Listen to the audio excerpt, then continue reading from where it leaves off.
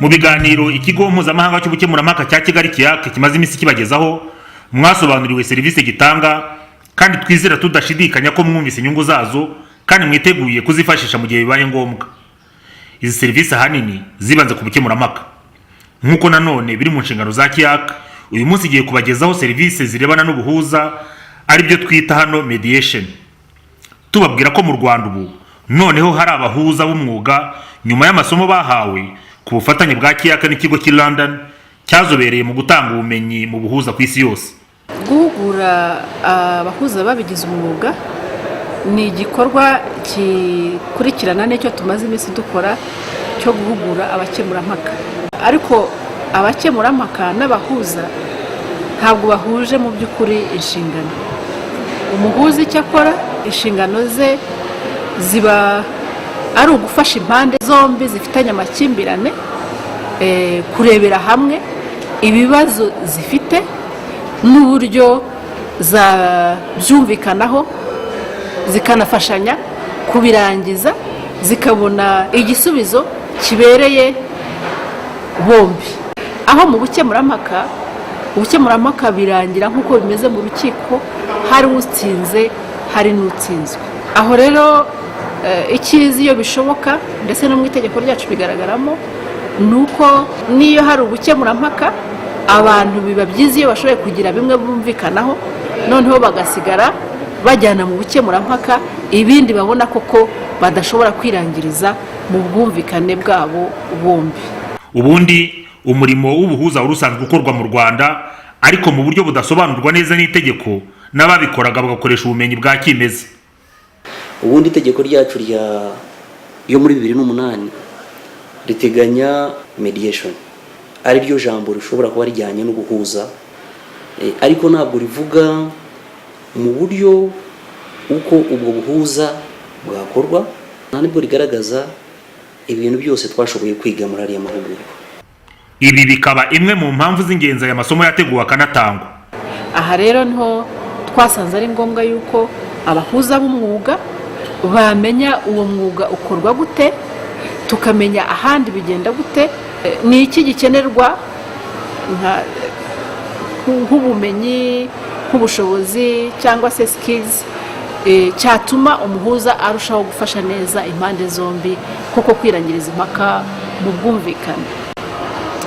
Ari nayo mpamvu twashatse kiriya kigo mwabonye cyaje kwigisha Center for Effective Dispute Resolution of London. Ni ikigo kimaze imyaka myinshi gitanga ubumenyi bujyanye na mediation cyangwa se guhuza b'umwuga.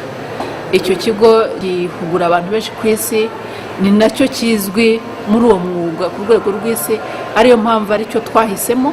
Mu ikubitiro abahawe amasomo bagera kuri 24, barimo ababuranira abandi muzi ku izina rya avoka, aba engineer mukunze gusanga mu mishinga y'ubwubatsi, ndetse n'abajyanama bakuru mu mabanki. Abenshi muri abo bari basanzwe bakora uwo murimo, ariko mu by'ukuri bakubwira ko nyuma y'amasomo basanze batakoraga ubuhuza. Yewe nko muri kabine hano twarakoraga iyo mediation, ariko mu by'ukuri ntabwo nakoraga mediation.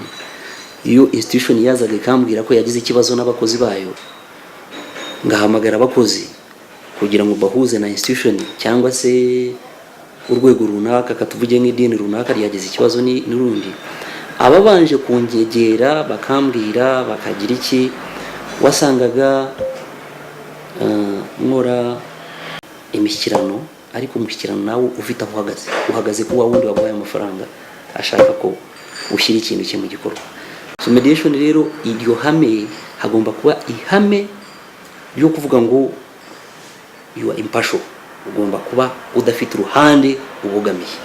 Ariko kenshi hano wasangaga nubwo tubijyamo nk'abavoka, ugasanga hari ahantu ubogamiye, umuntu wakubwiye ibye ukabyumva neza kurusha iby'undi.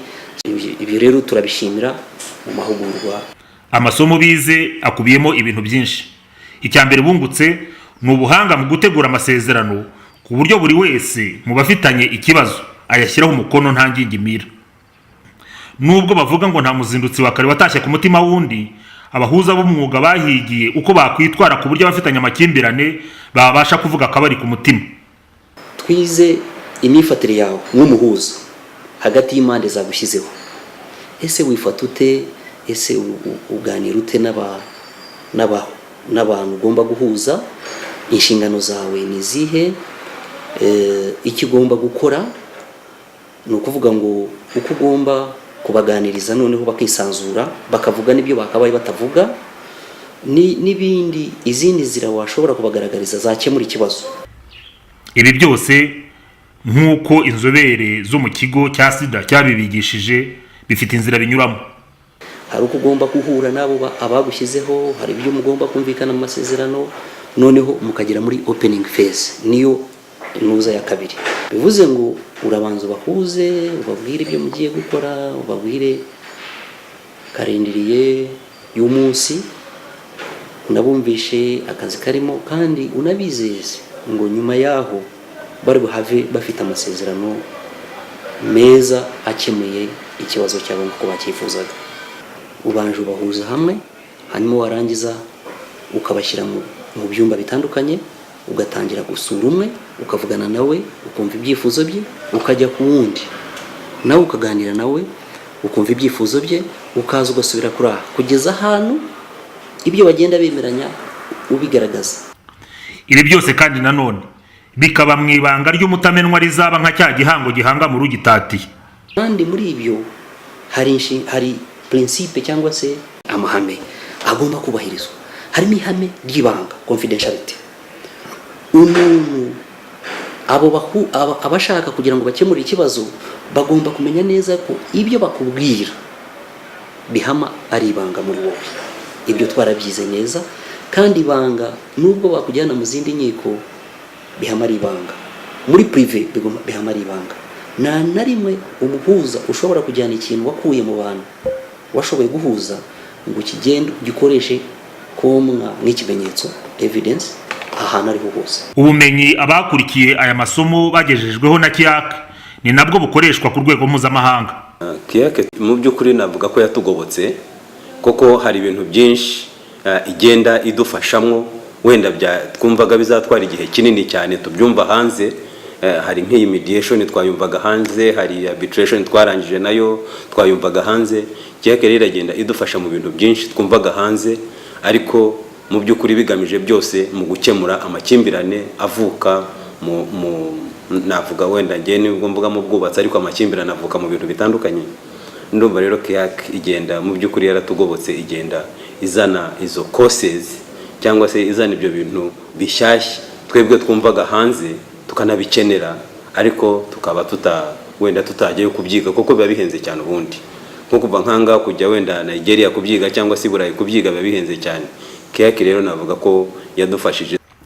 Aya masomo nk'uko tubibwirwa n'abayakurikiye bakanayatsinda afite inyungu ku bantu ku giti cyabo, akagira inyungu mu rwego rw'akazi, akanagira inyungu mu kugabanya umubare w'ibibazo byakabaye bijya mu nkiko. Mbere yuko njya wenda no guhuza abantu ubwanjye bifite icyo byamariye mu mwuga wanjye, koko mbona hari ibitari ngombwa kubijyamo. Ntabwo biri ngombwa kujya mu nkiko, ntabwo biri ngombwa yewe no kujya no muri arbitration. Mbere yuko kujya muri arbitration mwabanje mugahura mukaganira. Aho ni ku nyungu z'umuntu ku giti cye. Mu rwego rw'akazi, uretse ko binagabanya amakimbirane, binatuma amasezerano yubahirizwa igihe, umushinga ukarangira ugifite agaciro kandi nta n'umwe ugize igihombo. Twebwe nka engineers cyane koko iyo tugiye kureba amakimbirane menshi aba mu bintu by'ubwubatsi, ni gake cyane ushobora gusanga projet yarangiriye igihe, ngira ngo ni nk'10% navuga wenda dushobora kuba zirangirira igihe. Ni gake cyane wabona projet yarangiriye kuri budget yateganyijwe, cyangwa se ngo usange ifite quality yari yateganyijwe n'amabwiriza wenda yo mu bitabo biri tender documents. Urumva rero aho ngaho cyane mu bwubatsi havukamo ayo makimbirane. Rwiyemezamirimo ati nta mabwiriza hagije nabonye,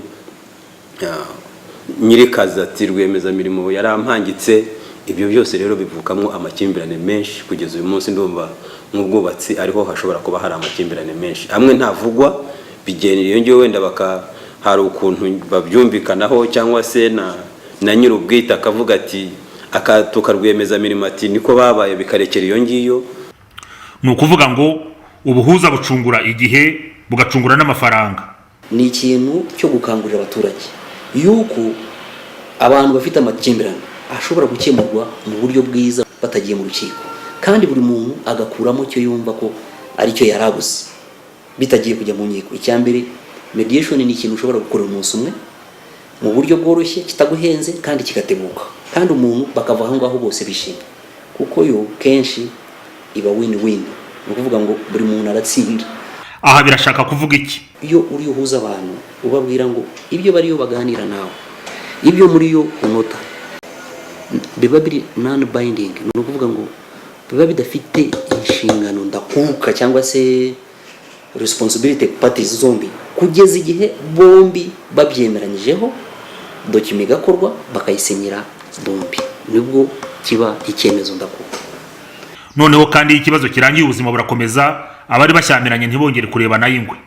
Kuvuga ngo niba wari ufite ikibazo na kanaka, ese murareba iby'inyuma cyangwa murareba imbere?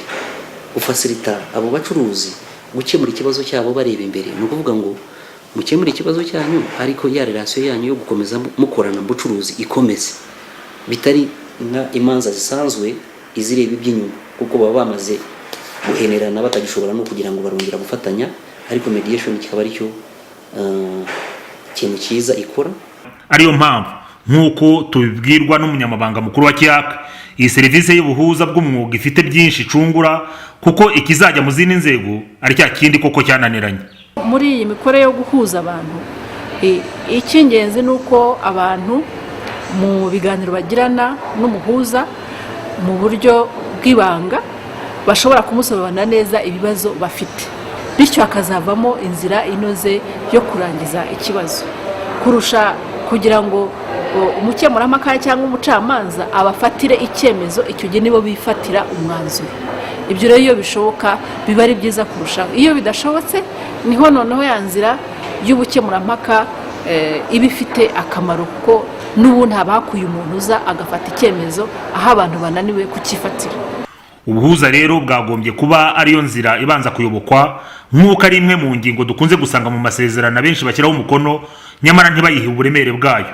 Tuzi neza ko ibibazo bihari, kandi tuzi ko neza ko kenshi n'abanyarwanda nibamara kubyumva ko ari ngombwa, ari uyu murongo bazafataho kugira ngo bahure batiriwe bajya mu nkiko. Byaba ari amahiri, kuko aba bahuza b'umwuga nyuma yo gutsinda ibizamini bahawe n'ikigo cy'i London cyazobereye mu gutanga ubumenyi mu buhuza ku isi yose, ubu bamaze kugirirwa icyizere ku rwego mpuzamahanga. Kuba narabaye accredited mediator, twabonye bari banadutumira London badubwira ahantu twashobora kugenda tukaba indorerezi mu manza za mediation. Ibyo uko ukomeje kubikora bageraho kukugira icyizere, noneho bakaguha n'izo manza, bakumva ko umaze kugera ku rwego rutashobora kwica urubanza rw'abantu runaka.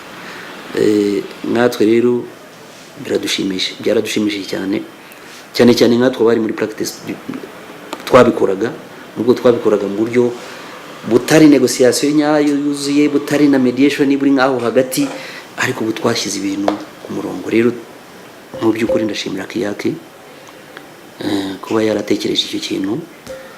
Habaye hari n'iyindi level yayo ya mediation yisumbuyeho babona mu kindi gihugu, numva ko nayo bayizana abantu tukayikora, tukaba competitive cyangwa se tukagira uruhare rwiza rwo kugira ngo tube ba mediators beza nko muri region cyangwa se muri Afrika.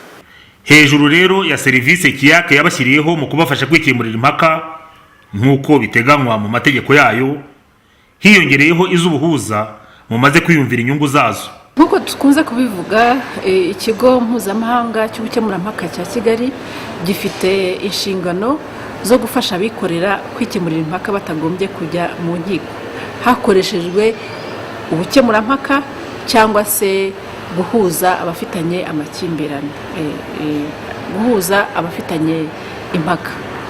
Aha rero twatangiye ku bukemurampaka, ariko burya niyo ubukemurampaka bukorwa hariho igihe abantu baba bashobora kwiyumvikanira ubwabo mbere y'uko bajya kujya mu bukemurampaka.